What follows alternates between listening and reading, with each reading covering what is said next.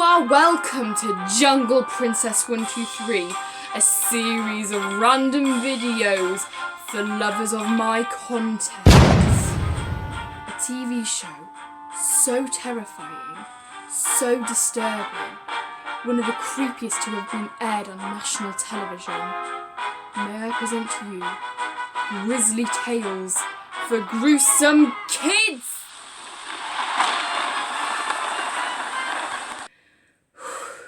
As a child, at the age of 10, I was absolutely fascinated by cautionary tales. Always because I always used to think the stories were really interesting, but I really liked how they were quite dark. I even had the book of Hilaire Belloc's and Cautionary Tales for Children, and I had the book of Matilda Who Told Such Terrible Lies and Was Burned to Death as well. And at the time, they first kind of creeped me out a little bit, just the fact with these children getting tortured for being so bad. But for some reason, they captivated me, and I found them really intriguing, and I don't know what it was, but something about them really captivated me. And at that time, when I was 10, I was obsessed with Tim Burton films, so I was really into my dark kind of stuff then, and I just found dark things quite interesting and uniquely beautiful. So we were studying cautionary tales at school. And at break, we used to watch maybe a TV show or a short film or something related to the topic we were learning of. And then one day, in the next videos to watch, there was a show called Grizzly Tales for Gruesome Kids. And I think the episode we watched was called Grandmother's Footsteps, but it was about a boy, spoiler alert, about a boy who I think was staying with his granny, and the granny was a ghost or something like that, or it was a haunted house. I might have got it wrong, but that's what I remember from it. And the thing is with this show, Grizzly Tales, I had seen it before because when I was 6 I used to watch Nickelodeon, and there was I think it was the new version of it, but I used to see adverts of it playing on Nickelodeon, but I also discovered it used to be on CITV, but there was 2 different kind of animation styles by the same company. And so when I first saw this, it was a cautionary tales series with a little bit of a gruesome edge. So with my love of Tim Burton films and my fascination with cautionary tales, I thought this show would be amazing to check out. So what happened was I came home and I got the iPad out and I tried to Google it. It came up with a few of the episodes, and one of them I remember watching was about a girl who didn't feel very good about herself, and she kept putting on loads of makeup in the hopes that maybe she would look better. And then there was this fairy who who made her I think he made her face disappear. I haven't seen that episode in a while, but that's what happened. I can't remember what the episode was called. But each of the show would open with an animated old man called Uncle Grizzly, who I discovered what his name was actually this year. And it was about a schoolboy, and he would enter the cinema, and it was like a stop motion animation. This kind of animation really captivated me because I used to love the style, and just the way it was made was really, really well done, which I really appreciated. So each of the episodes would begin with a little boy walking to the Scream screen, which was like a really messy, old-fashioned kind of cinema, which was a bit creepy. So he would walk into the cinema, and he would get his seat, and then we would get a quick into a little short quickie session with Uncle Grizzly, who was the narrator of the stories, and his pet spider Spindleshanks. Uncle Grizzly would kind of give us a little preview about what the story that was going to come. He would hint kind of what was coming with Spindleshanks and himself, and give kind of clue. And each of the episodes was it centred on maybe 2 kids, it might centre on a family, but it always centres on a child. And that child may be a really bad kid, they may do something wrong, they may lie, they may steal things, and something in that episode will happen to snap them out of it, to teach them a lesson.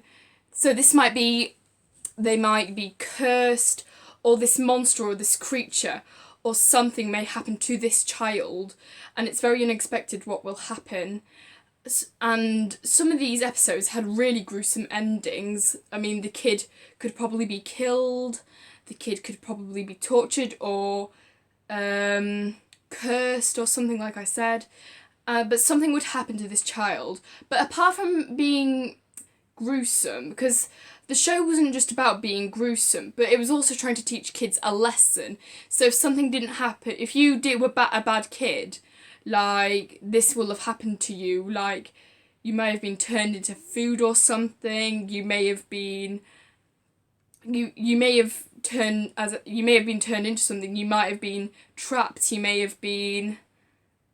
But you will have been. Something will happen to you. But each episode was different, and anything could have happened to you in each episode. So that's a quick preview about what the show was about. And at first, when I first watched the show, I used to love the stop motion, and I thought it was really good, really well made, very good and well detailed. And what happened was the show was like drawn like a cartoon. And if I'm honest, and no offence to the people who worked on the show, I was never a fan of the cartoon drawings or like in the episode, because I always used to think it looked a bit choppy and a bit choppy. Kind of the animation was a bit choppy for me. So it personally wasn't my cup of tea, like in kind of like the drawn animation. But I used to love the stop motion animation openings. But anyway, back onto my first experience of Grizzly Tales.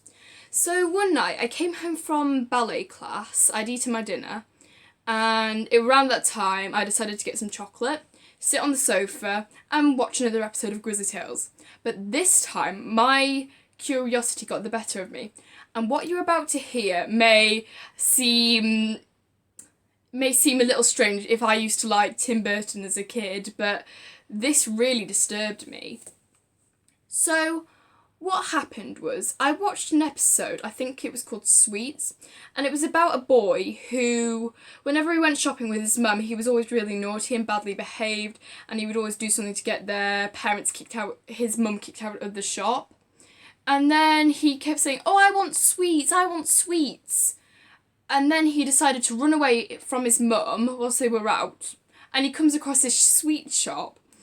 And there's this old man in the sweet shop who says, "Oh, I've been expecting you for quite some time." So he takes the boy in the sweet shop, and then he discovers this pile of mannequins, but they look so real. He takes the boy in another room, and then all of a sudden, he turns the boy into a shop window dummy. And I was kind of there watching the iPad being like, it was just, I'd never seen anything quite like it, and I was a bit like, it seemed a bit of a strange punishment for that boy, despite how badly behaved he was. But it just gave me some kind of shock a little bit, like, despite me liking Tim Burton films and cautionary tales, this left a bit of a chill in my bones. So then after that, I decided to leave Grizzly Tales. I was done with it. And I tried to move on and I tried to forget about it because it really gave me a little bit of a chill. So then what happened was, it wasn't until this year whilst I was in lockdown, I then rediscovered this show. And then I decided, alright, I'm a little bit older, that I would decide to give the show a watch. So what happened was, I watched an episode quite late at night, and it was about two kids who were very naughty, they were very rude, and there was this barber, this hairdresser, and whichever kids came to his shop, they would always come out really polite. And then I discovered what the man, he would do something quite gruesome to them, but I won't point it out. And then this one I specifically remember, this one had actually creeped me out. And I just want to say, it is alright to be quite scared of this show, because despite it being like a kids show, it is very dark and it is a little chilling for a young audience. So this episode I specifically remember called The Spaghetti Man. And it was about a boy who never ate his food, and he would always throw a tantrum over dinner time. And then his parents warned him if he didn't eat his dinner, the spaghetti man would come and take him to his Italian pasta restaurant, and he would be turned into pasta, and kids who never ate their food would be taken to his factory in Italy, your pasta restaurant, and they would be turned into a type of pasta. And that one was actually quite a little bit dark for a kids show, to be honest. Another one I remember watching was about a boy who used to torture spiders, and they used to drive him quite mad. And then he kills a spider, a mother spider, and 1,000 little of the ghost babies come inside his mouth and begin to torture him in the inside of his body. And there's another one now I remember. These will contain spoilers, I'm just warning you now. But this one was the first ever episode. It was about two little kids, who were always really horrible to their nanny. And then what happened was the mother hired an animal nanny, and the kids continued to torture the two nannies. One was a spider and one was a snake. But they got their own taste of medicine when a giant alligator gobbled up the two little kids. And so first of all, you kind of think this is a bit dark at first. But then the parents come home and they find the kids have been turned into alligator eggs. They boil them and the kids are free. So then the old nanny comes back. But is there a happy ending there? Find out for yourself.